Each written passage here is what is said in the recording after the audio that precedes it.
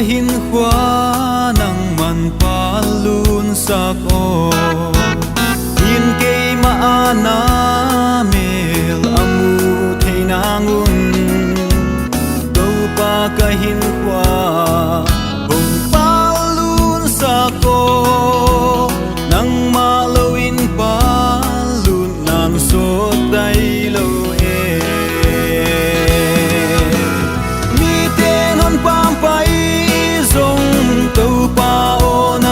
sangin mi ten hon dem zong to panahon pom le kapa na bukim hi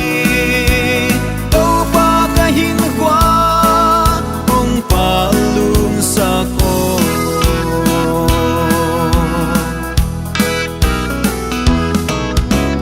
mi te katunga vuin a om zong te kipa na ka lolo zong to pa kapatyan kay ma na lung kim le to pa tua hi ka pa na ka palut na mi te non pampai zong to pa o nang hon sangin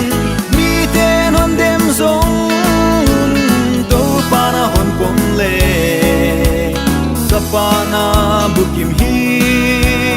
to pa kahin kwa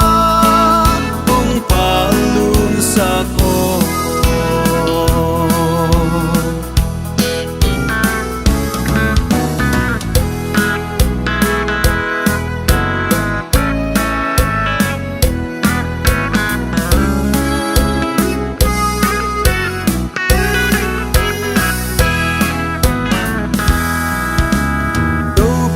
kahin khóa nang dia palun dingin kay maakhil na ten na mel aliaze il na salapan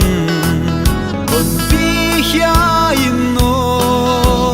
do pa nang dia ka palut ay na dingin mi tenon pampai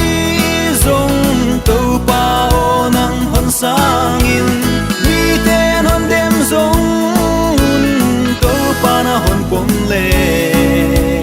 kapa na bukim hi to pa kahin kwa ong palun sako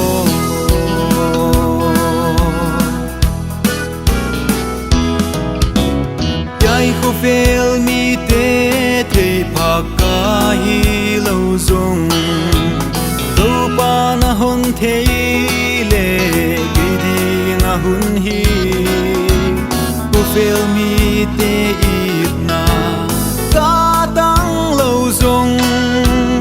ka to pan ki a hon it hallelujah mi te non pampai zong to pa o nang hon sangin mi te non dem zong to panahon pom le kapa na bukim hi